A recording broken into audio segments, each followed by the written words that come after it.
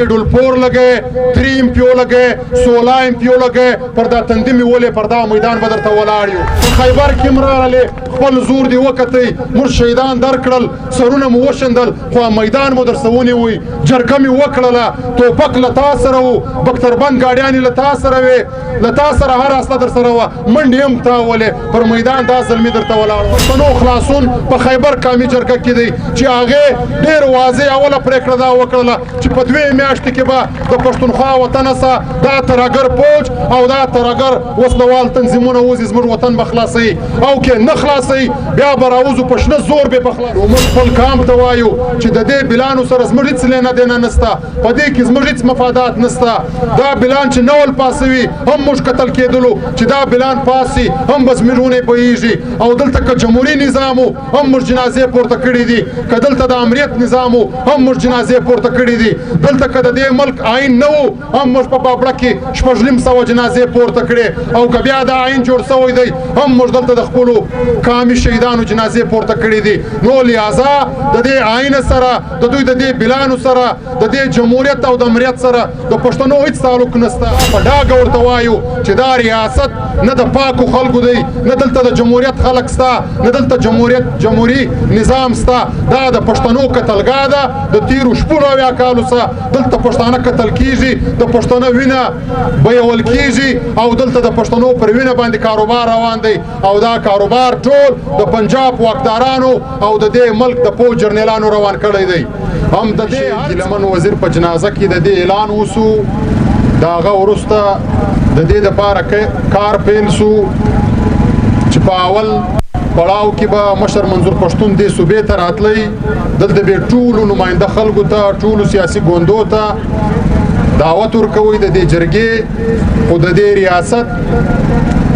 هغه پښتون دشمنه پالیسیانو تاسو ولیدې چې دلته د مشر پر راتګ باندې بندیز ولګوي بیا د هغه وروسته موږ یو وفد جوړ کړي چې دغه وفد به دلته دغه ټولو نماینده خلکو ته دعوت ورکوي خو دا وفد چې چیرې هم د جنوبي پښتونخوا کمې ولسوالۍ ته تللی دی موږ هلته جلسه و جلوس نه دی کړی موږ صرف خلکو ته دعوت ورکوي د دې جرګې او په دا هره ولسوالۍ کې پر دې وفد باندې FIR سوی دی او په هغه FIR کې غیر قانوني دفعات دوی اچولي دي بیا د هغه بعد چې کله دغه جرګه را نږدې سوه دلته زموږ د ملګرو نیول گرفتاریانې شروع سوې چې شاوخوا تر 1000 زیات ملګري زموږ دا وخت هغه هم د دې ریاست په زندانو کې دي او ټول په غیر عیني دفعاتو کې نیول سوي دي او ټولې لارې وتړل سولې دلته د ملګرو پر کورو باندې چاپې سوې پر ملګرو باندې هغه د فرنګي راپاته تور قانون 3 MPO 16 MPO شیډول 4 دغه دفعات مسلط کړل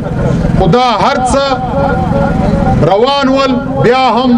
زموږ د دې ملګرو وسلې اوچتې وې موږ اوله ورځ فیصله کړې وه چې هر اسمان را نړی موږ به خامخا د پښتنو قامي جرګه کوو خو بیا چې په دې هم عزیزانو زړه نه سو یخ بیا هلته د خیبر په میدان کې چې زموږ ملګرو د میلمنو دپاره کوم انتظامات کول هلته مختلفه کمیټیانې جوړې کړې وې 4 حملې هلته د جرګې پر ځای زموږ پر ملګرو باندې وسوې چې هلته ټولې خیمې وسوځې ټول د انتظامات سامان یې وسوځل انسو ګیس استعمال کوي شیلینګ یې زموږ پر ملګرو وکوي لاټي چارج یې وکوي خو د دې هر څه باوجود څلوره معامله یې مخامخ ډزې وکړې چې زموږ ملګري تر شنه اسمان لاندې په میدان کې ورته ولاړ ول 4 ملګري په شهادت ورسول تر 12 زیات زخمیان کړل نو دا ټول د دې ریاست هغه عمل دی دا ریاست د پښتون قام ته دا ور ثابتوي چې موږ به ستاسو وسایل هم لوټو موږ به ستاسو عزتونه هم لیلامو موږ به ستاسو سرونه هم پرې کوو موږ به ستاسو وینې هم تویو خو تاسو به فریاد هم نه کوئ او که تاسو فریاد کوئ بیا به موږ نور پښتانه وژنو نو په دې کې دا شک نو سپاته چې دې ریاست ته خلک هر نوم ورکوي موږ دا په ډاګه ورته وایو چې دا ریاست نه د پاکو خلکو دی، نه دلته د جمهوریت خلک ستا، نه دلته جمهوري نظام ستا. دا د پښتنو قتلګاه ده د تیرو شپږ اویا کالو څخه. دلته پښتانه قتل کیږي، د پښتنو وینه بیول کیږي او دلته د پښتنو پر وینه باندې کاروبار روان دی او دا کاروبار ټول د پنجاب واکدارانو او د دې ملک د پوځ جرنیلانو روان کړی دی. هم د دې هر څه باوجود عزیزانو موږ ورته ولاړو، دا مو ثابته کړه. هلته د دوی یو جرګه راغله، په هغه جرګه کې ټول د حکومت خلک ول. موږ هغې جرګې ته هم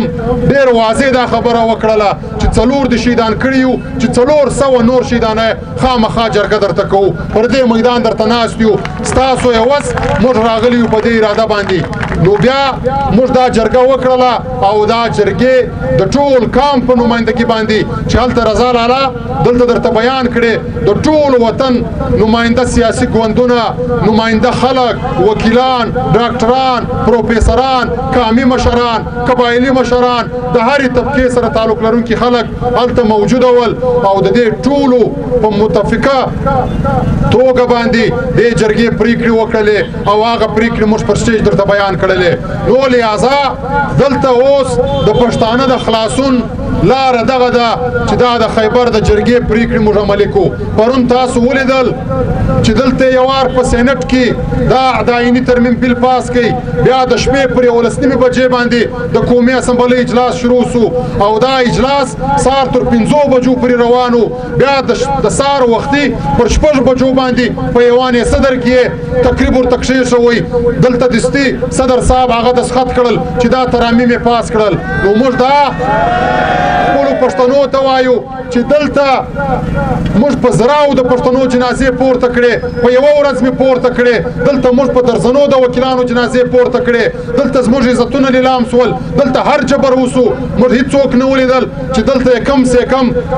خبره هم کړې په دا پارلمان کې. لیکن چې د دوی د مفاداتو وار راسي، ټوله شپه دا ټول MPs دا ټول MNAs ویښول، نه چاته خوب ورتلی، نه بیا څوک ناجوړه، نه د چا بله مسله وله. ولې د بادارانو حکم ولو، ټول د بادار د حکم ماتحته ناست ول او دا بل یې پاس کوي. نو موږ خپل قام ته وایو چې د دې بلانو سره زموږ هېڅ لینا دینا نسته، په دې کې زموږ هېڅ مفادات نسته. دا بلان چې نول پاسوي هم موږ قتل کېدلو، چې دا بلان پاسي هم به زموږ ونې بهیږي. او دلته که جمهوري نظام و هم موږ جنازې پورته کړي دي، که دلته د امریت نظام و هم موږ جنازې پورته کړي دي. دلته که د دې ملک آئین نه و هم موږ په بابړه کې 6,500 جنازې پورته کړې. او که بیا دا آئین جوړ سوی دی هم موږ دلته د خپلو قامي شهیدانو جنازې پورته کړي دي. نو لہذا د دې آئین سره، د دوی د دې بلانو سره، د دې جمهوریت او د امریت سره د پښتنو هیڅ تعلق نسته. د پښتنو خلاصون په خیبر قامي جرګه کې دی چې هغې ډېر واضح اوله پرېکړه دا وکړله چې په 2 میاشتې کې به د پښتونخوا وطن څخه دا ترهګر پوځ او دا ترهګر وسلوال تنظیمونه وځي، زموږ وطن به خلاصوي. او که نه خلاصوي بیا به راوځو په شنه زور به خلاصوو. چې دلته په قامي تربورګلوۍ کې یو بل سره وژنو، د 5 فوټه مځکو دپاره یو بل سره وژنو، خپلې ورېندارګانې کونډوو، بیا راستئ پر قامي ننګ باندې سرونه کښېږدو، د قام دپاره د شهیدان سو. که چیرې دا ترهګر پوجان نه وځي بیا به ورته راوځو، داسې پاڅونونه به کوو، لویې لارې به ورته تړو. دا به خامخا په منو، دا زموږ عیني فیصله ده او دا د ټول پښتون ولس فیصله ده. دا به عزیزانو خامخا په منو. بله خبره چې دلته پر سیاسي کارکنانو باندې یا چې څوک د قام خبره کوي پر هغه باندې هغه د فرنګي د وخت تور د پاتور سره دی، بس د دې ځای په ټلیفون باندې ساین وکړي چې دا دفعه وروره موږ دا ورته وایو چې نه د چا د ویرې راوتلی یو، نه یو چا لالچ راکړی دی، نه د یو چا په یاري و دوستي کې راوتلی یو، نه د چا خاطر را سره دی. د دې خاورې دپاره او د دې خاورې دپاره چې کوم شهیدان سوي دي او د دا خپل ولس دپاره په ننګ افغاني باندې په شعوري توګه دې قامي مبارزې ته راوتلی یو. شیډول 4 لګی، 3 MPO لګی، 16 MPO لګی، پر دا تندي مې ولې پر دا میدان به درته ولاړ یو. په دې اربو باندې موږ نسي غلي کولی، په دې اربو باندې موږ نسي ټیټولی. موږ اوله ورځ د خپل خدای سره بیا د دې قام سره واده کړې ده چې نه خرڅېږو نه ټیټېږو نه ډارېږو. ته به څه یې، ستا ویرول به څه یي؟ پر دې میدان درته ولاړ یو. په خیبر کې م راغلې، خپل زور دې وکتی، موږ شهیدان درکړل، سرونه مو وشندل، خو میدان مو درسه ونیوی. جرګه مې وکړله، توپک له تا سره و، بختربند ګاډیانې له تا سره وې، له تا سره هر استه در سره وه، منډې هم تاولې، پر میدان دا زلمي درته ولاړ ول. نو البته وار به نه خطا کوو، دا د دوی آخري سلګۍ دي، دا د دوی آخري عربي دي. اخلاقي طور دوی شکست خوړلی.